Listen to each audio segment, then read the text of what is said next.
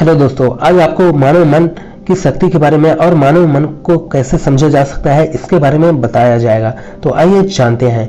विचार, भावनाएं, इच्छाएं और भय ये सब मन में आते हैं और इसे ही मन कहते हैं। मस्तिष्क में इनकी भूमिका बहुत महत्वपूर्ण होती है। ये हमारी याददाश्त को नियंत्रित करते हैं क्योंकि हम जो भी कहानियां खुद को बताते हैं वह स्मृति से जुड़ी होती है।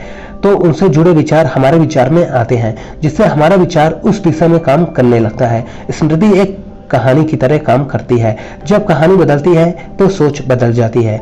तो अगर आपको खुद को कोई कहानी सुनानी है तो एक अच्छी कहानी सुनाएं जिससे आपकी सोच अच्छे से काम करने लगे। विचार एक खेल की तरह है जिसे खेला जा सकता है, इसलिए दिमाग को पूरी तरह से समझना बहुत जरूरी है ताकि कोई और इसके साथ ना खेल सके। मन के प्रकार, तो आइए जानते हैं मन की सच्चाई के बारे में विस्तार से।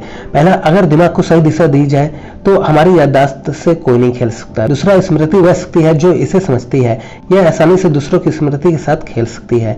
तीसरा, अगर किसी काम को करने के लिए सोचने की सारी शक्ति सही दिशा में लगा दी जाए तो ऐसा कोई काम नहीं है जो आप नहीं कर सकते हैं। चौथा, विचार को समझने के लिए सही समझ होना और सही समझ कैसे प्राप्त करना बहुत जरूरी है। तो आपकी जानकारी के लिए बता दें कि वास्तविकता को जैसा है वैसे ही देखने से सही समझ होती है। पांचवा, स्वयं या दूसरों के द्वारा विचारों की व्याख्या करना मन के दायरे में आता है। मानव मन की शक्ति से ही दुनिया की सबसे बड़ी रचना बनाई जा सकती है। मानव मन की शक्ति वह शक्ति है जो मनुष्य वह कर सकता है जो वह सोच सकता है। दुनिया में ऐसा कोई काम नहीं है जो मानव मन की शक्ति नहीं कर सकती, क्योंकि उसके पास वह शक्ति है जो किसी जानवर में मौजूद नहीं है। मानव मन को समझना बहुत आसान है। यदि आपने अपने विचार को समझ लिया है तो आप किसी भी मानवीय विचार को आसानी से समझ सकते हैं, क्योंकि विचार सभी के लिए समान रहता है। विचार सभी के लिए समान कार्य करता है। बस इतना ही, हर किसी के दिमाग में जानकारी अलग होती है। इससे दिमाग हर किसी के लिए अलग तरह से काम करना शुरू कर देता है। अगर किसी के विचार में अच्छी जानकारी है तो उसका दिमाग अच्छे काम करने लगता है। अगर बुरी जानकारी है तो उसकी सोच बुरे काम करने लगती है। अगर आप चुपचाप बैठकर देख सकते हैं कि क्या हो रहा है आपके दिमाग में, आप अपने आप से क्या कह रहे हैं, जैसा आप स्वयं को बताते हैं वैसे ही आपके कार्य भी हैं। इसलिए अगर आपको अपने आप से कुछ कहना है तो अच्छा बोलें ताकि आपकी सोच अच्छी तरह से काम करने लगे, क्योंकि जिस स्तर पर आप सोचते हैं वह आपकी कार्यवाही करने लगता है। इसलिए अगर आपको सोचना है तो अच्छी तरह से सोचें ताकि अच्छे कर्म हों, और अच्छे कर्म होने से एक अच्छी सोच विकसित होने लगती है, आपकी समझ को ऊंचे स्तर पर ले जाती है। मन, मस्तिष्क, स्वस्थ, तो आइए जानते हैं इसके बारे में। बुद्धि की कई परतें हैं जो स्वस्थ से जुड़ी हैं। अगर बुद्धि की सभी परतें हटा दी जाएं तो बुद्धि स्वस्थ हो जाएगी। व्यक्ति का स्वस्थ बुद्धि से ही अच्छा या बुरा हो सकता है। यदि आप मानसिक स्तर पर फिट हैं तो आप शारीरिक स्तर पर कभी भी बीमार नहीं पड़ सकते, और शारीरिक स्तर को ठीक करने के लिए आपको शारीरिक स्तर पर व्यायाम करना होता है, तभी आप मनोवैज्ञानिक स्तर पर स्वस्थ रह सकते हैं। इससे यह समझा जाता है कि बौद्धिक मानसिक स्वस्थ में आपको शारीरिक और मानसिक दोनों रूप से फिट रहना होगा। मानव बुद्धि, मनोविज्ञान के अनुसार मानव मन को कई प्रकार से नियंत्रित किया जा सकता है।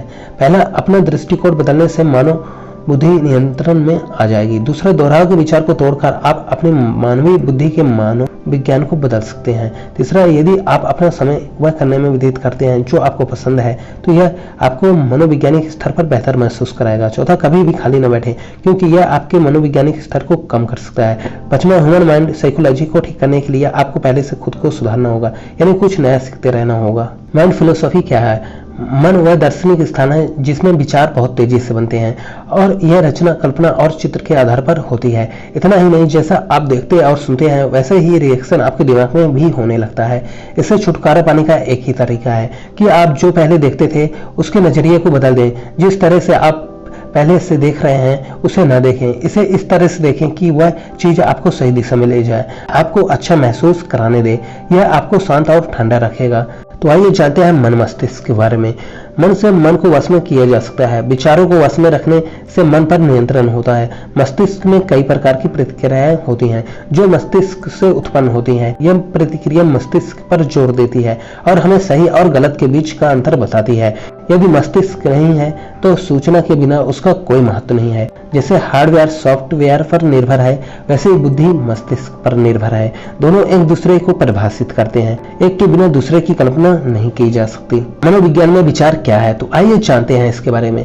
मनोविज्ञान के अनुसार विचार को पूरी तरह से नियंत्रित किया जा सकता है, क्योंकि मनोविज्ञान वह है जो सत्य को प्रकट करता है और सत्य को देखने के बाद कुछ भी नहीं रहता है। विचार पूरी तरह से शांत हो जाता है और फिर देखता है कि सामने क्या है।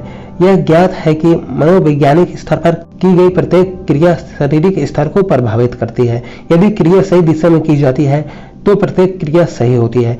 मनोवैज्ञानिक स्तर पर विचार को पूरी तरह से समझने के लिए आपको चुप रहना होगा और देखना होगा कि आपके विचार में क्या चल रहा है, यह कैसे हो रहा है, यह कहां से शुरू हुआ और इसे कैसे समाप्त किया जा सकता है। तो आपको पता चल जाएगा कि अगर आप अपनी सोच में कुछ बोलना बंद कर देंगे तो मनोवैज्ञानिक स्तर पर आपकी सोच पर कोई असर नहीं पड़ेगा। बुद्धि मनोविज्ञान की भूमिका, तो आइए जानते हैं इसके बारे में। बुद्धि के सत्य तक पहुंचने की यात्रा में मनोवैज्ञानिक स्तर बहुत बड़ी भूमिका निभाता है। यदि मनोविज्ञान को ध्यान से नहीं समझा जाए तो बुद्धि को समझना असंभव है, क्योंकि इसके माध्यम से सत्य तक पहुंचा जाता है, क्योंकि इसमें प्रश्न की बड़ी भूमिका होती है। जैसे हम सवाल पूछते चले जाते हैं, हमें अपने सभी सवालों के जवाब मिल जाते हैं। इसलिए दिमाग के लिए मनोविज्ञानिक की बड़ी भूमिका होती है। मानव मस्तिष्क, मानव मन एक स्मृति है जो हमेशा दो पहलू लेती है। जैसे एक सिक्के के दो पहलू होते हैं, वैसे ही मानव स्मृति के भी दो पहलू होते हैं, एक सही और दूसरा गलत। यह स्मृति ऐसी है कि यह विश्वास प्रणालियों से भरी है। यह सत्य को देखने से डरती है, इसलिए सत्य तक नहीं पहुंच सकती, क्योंकि सत्य कड़वा होता है और किसी को कड़वाहट पसंद नहीं होती है, इसलिए इसका विपरीत प्रभाव पड़ता है। यदि किसी का लक्ष्य कड़वा हो जाए तो वह सत्य तक पहुंच सकता है। लक्ष्य कड़वे का अर्थ है सत्य तक पहुंचने का साहस। Thank you so much. अगर ये वीडियो आपको पसंद आई हो तो इसे लाइक, शेयर, सब्सक्राइब, कमेंट जरूर करें।